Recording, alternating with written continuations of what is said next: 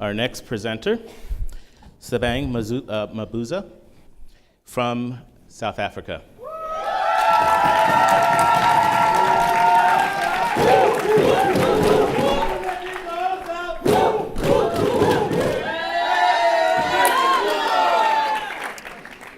Representing Drake University.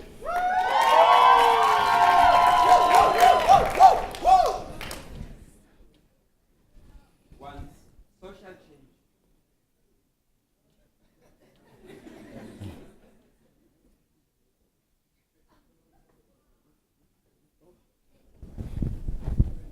Are we good?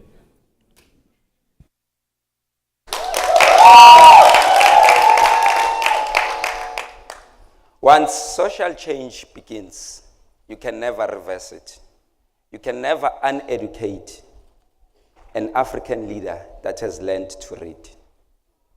You can never further oppress a young African leader who has tasted freedom. I am inspired by a young man who is only 29 years old. This young man at the age of 3 was unfortunate to witness his stepfather shoot his mother and himself next to him. This young man further grew up to be a street kid. Later in his life, he was reunited with his father, whom within 2 days died of HIV and AIDS next to him. But that did not deter that young man to continue driving change and making a difference in the lives of others.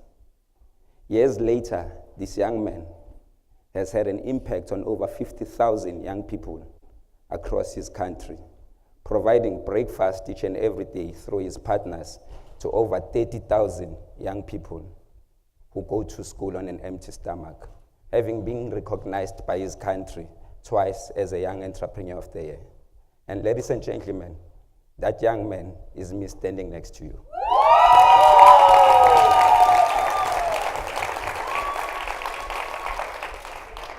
But my story is not unique. I am fortunate to be part of a fellowship of more than 1,000 young people who all have a story. The story of Choma from Nigeria inspires me, a young woman who creates employment opportunities for hundreds and hundreds of young women in Nigeria. I'm very inspired by the story of Isaac from Liberia, a young man who's been an immigrant in over 3 countries in his life, but he continues to drive change and holds a strategic position within the Liberian Chamber of Commerce.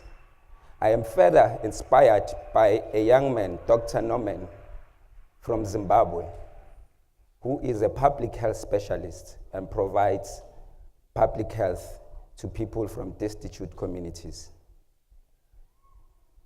Nelson Mandela once said, "It is highly possible that a child of a mine worker can become the head of a big corporate company. That a child of a domestic worker can today sit here and be part of the Yali Fellowship."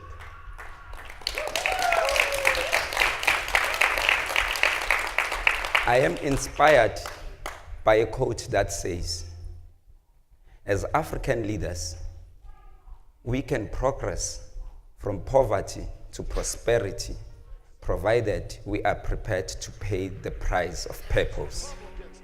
And the price of purpose is what we are paying now. Ladies and gentlemen, we all have a story to tell. We can impact on people. Let us go out there and transform people's lives. I thank you.